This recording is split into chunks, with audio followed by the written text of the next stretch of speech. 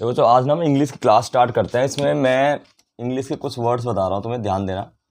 एक होता है वाइट एलिफेंट, एक वर्ड है वाइट एलिफेंट। अब इस वाइट एलिफेंट का क्या मतलब है पता है किसी को? लोग कहेंगे सफ़ेद हाथी है। वाइट एलिफेंट सफ़ेद हाथी नहीं होता। वाइट एलिफेंट का मतलब ऐसा होता है कि आपने कोई पैसे का बर्डन अपने ऊपर डाल लिया और वो बिना मतलब का डाल लिया बर्डन। जैसे मान लो मैं कार खरीद लूँ, कार खरीदना बड़ी बात तो नहीं है।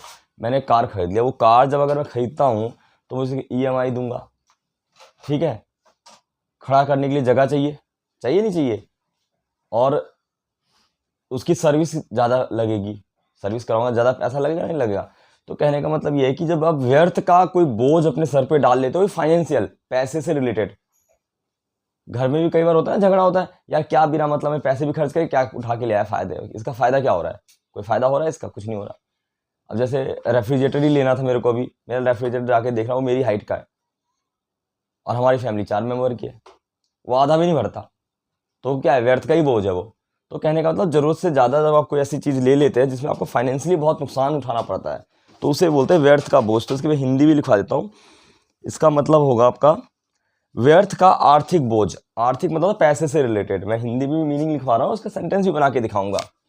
इसका मतलब यूज करो इसका, व्यर्थ का आर्थिक बोझ। आर्थिक मतलब पैसे से रिलेटेड, जो पैसे से रिलेटेड, आर्थिक मतलब पैसा होता है, मनी, मनी रिलेटेड। जब आप कोई फालतू का अपने ऊपर बर्डन ले लेते हैं तो उसको क्या बोलते हैं? उसको बोलते हैं वाइट एलिफेंट। इसका सेंटेंस में कैसे यूज करके देखो बता रहा हूँ, एक सेंटेंस लिखवा के दिखा रहा हूँ। अ कार इज अ, ये सेंटेंस एस फॉर सेंटेंस लिखवा दो। A car is a white elephant for a poor man. Poor man, ठीक है। तो ये होता है वाइट एलिफेंट का मीनिंग। आप कह सकते हो यार ये मेरे लिए वाइट एलिफेंट है, ठीक है। जो एक गरीब आदमी, इसके लिए कार का कोई यूज नहीं है, वो अपने ऊपर और बर्डन ले लेगा, उससे पैसे बल्कि कमाएगा नहीं और ज्यादा कमाएगा वो। घर के आगे कार अगर आपने दिखाने के लिए खड़ी कर दी है, तो दिखाने के लिए आपने कोई ऐसी चीज ले ली, ठीक है। मान लो जैसे मैंने फ़ोन लिया, 15,000 का फ़ोन है मेरा, ठीक है। अब मैं इसमें आईफोन वगैरह ले लेता हूँ, प्रो मैक्स, 16 प्रो मैक्स वगैरह, मान लो 1,20,000 का ले लूंगा, काम यही करेगा। उसकी EMI भी जाएगी, मान लो EMI पे लेता हूँ मैं, तो ये क्या है, फालतू का बर्डन है। जो काम ये कर रहा है वही काम वो कर रहा है, करेक्ट। तो इस तरीके से आप वर्ड यूज कर सकते हैं। वाइट एलिफेंट का मतलब क्या होता है, समझ गए? अच्छा सेंटेंस इसको लिख लो। देखो नेक्स्ट जो सेंटेंस है वो है एट सी। इसका मतलब मैंने बताया था आपको, ये था उलझन में,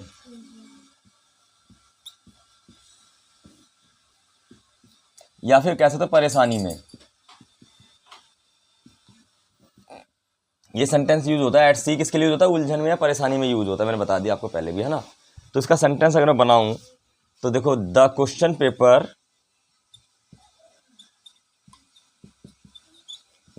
paper was so stiff that most of candidates were at the sea. were at sea। इस तरीके से ये सेंटेंस यूज किए जाते हैं कि मान लो समुद्र में आप अकेले हो, परेशान हो जाओगे, कहाँ जाओगे, दूर दूर तक पानी है, तो वहां से सेंटेंस निकाल दिया उन्होंने, एट सी।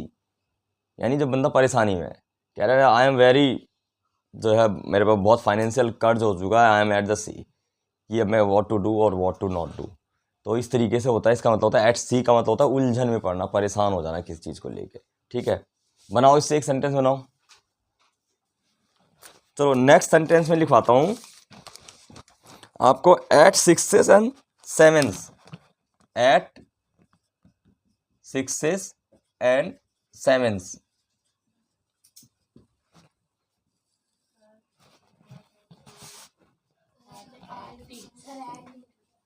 एट लिख दो, चलो हाँ एट। आप लोग क्लास में करेक्शन कर दो, रिकॉर्डिंग में होगा, कोई दिक्कत थोड़ी है इसमें, क्लास ही तो चल रही है ना, उससे कोई दिक्कत नहीं होती। एट सिक्सेस एंड सेवेंस, इसका मतलब क्या होता है? अच्छा ये बताओ, तुम किसी घर में गए होगे, मैं तो कईयों के घर में भी गया हूँ, और मैंने ये देखा हुआ है कि मैसिव तरीके से चीज़ें फैली हुई होती है। किचन में बर्तनों का ढेर लगा हुआ है, कोई साफ नहीं है, बेड पे रजाई ऐसी फेंकी हुई है, तकिया कोने में गिरा हुआ है, बैग वहाँ लुटका पड़ा हुआ है, पानी की बोतल वहाँ गिरी पड़ी है। करेक्ट, देखा है, सबके घर में होता है, खास करके सुबह के टाइम। लेकिन कुछ लोगों के घर में दिन भर रहता है, मैसिव, कहते हैं ना पूरी चीज़ मैसिव हो रखी है। तो ये होता है एट सिक्सेस एंड सेवन। इसकी हिंदी मीनिंग अव्यवस्था, अव्यवस्था, अव्यवस्था यानी मैसिव तरीके से।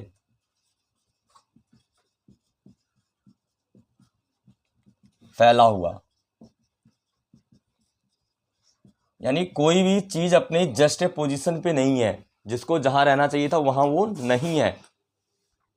मैंने कईयों घर में देखा है, घुसने का मन नहीं करता, चीज ऐसे फेंकी पड़ी है, बच्चों की कॉपियां वहां खुली पड़ी है, फेंकी पड़ी है, सब घर में होता है ज्यादातर। ठीक है, तो इसका एक सेंटेंस अगर मैं बनाऊं तो बहुत बढ़िया सेंटेंस बनाता हूं। देखो, हालांकि ये भाई देखो सबके लिए नहीं है, लेकिन सेंटेंस चलेगा। इन इन अ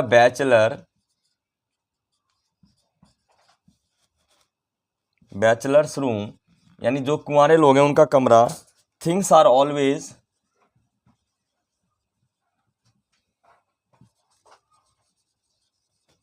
ऑलवेज लाइंग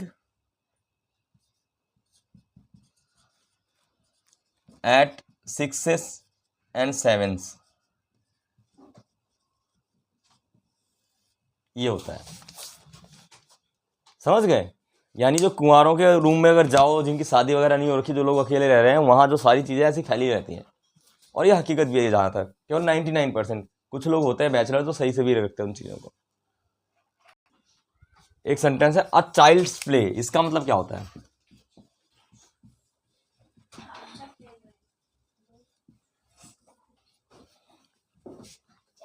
इसका मतलब होता है आसान काम। कहते हैं ना बच्चों का खेल थोड़ी है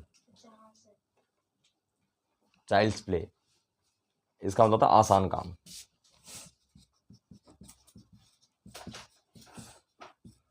ठीक है, अब मैं इसका एक सेंटेंस लिखवा रहा हूं।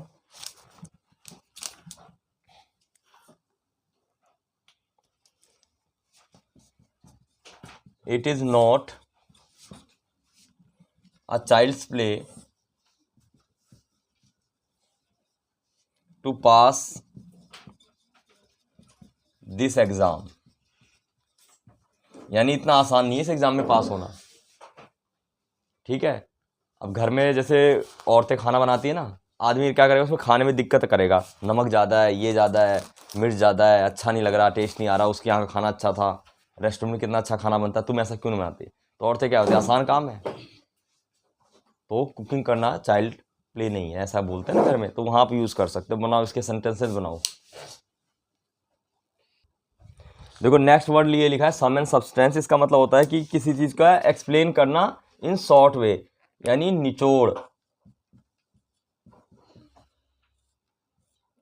ठीक है ना, समरी बता देना किसी भी चीज़ की। करेक्ट, इसका एक सेंटेंस लिखो। हाँ निचोड़ है, ये निचोड़ है, निचोड़ में बता देना, मतलब कहने का तो सम एंड सब्सटेंस मतलब ब्रीफ में बता देना, शॉर्ट में।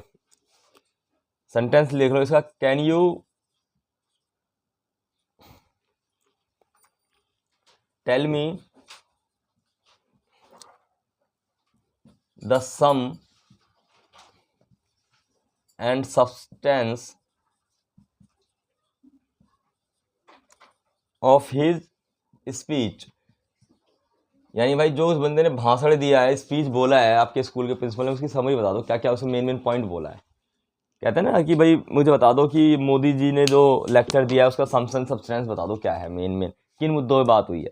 आप कहोगे भाई महिला सम्मान योजना बनाई है, और भी जो जितनी भी चीज़ें बताई हैं उसका मेन मेन पॉइंट बता दोगे आप, है ना। सम एंड सब्सटेंस मतलब किसी चीज़ को समराइज करके अच्छे से बता देना, लेकिन ज़्यादा एक्सप्लेन नहीं देना, सिर्फ समराइज मेन मेन पॉइंट। देखो अगला सेंटेंस है टू बेल द कैट, ये तो बहुत अच्छा सेंटेंस है, इसको यूज करेंगे सारे बच्चे अपनी डेली लाइफ में। टू बेल द कैट मतलब होता है जोखिम उठाना, रिस्क लेना।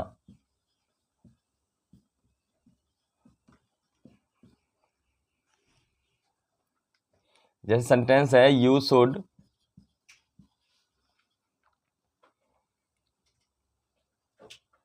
Not try to bell the cat, it is impossible.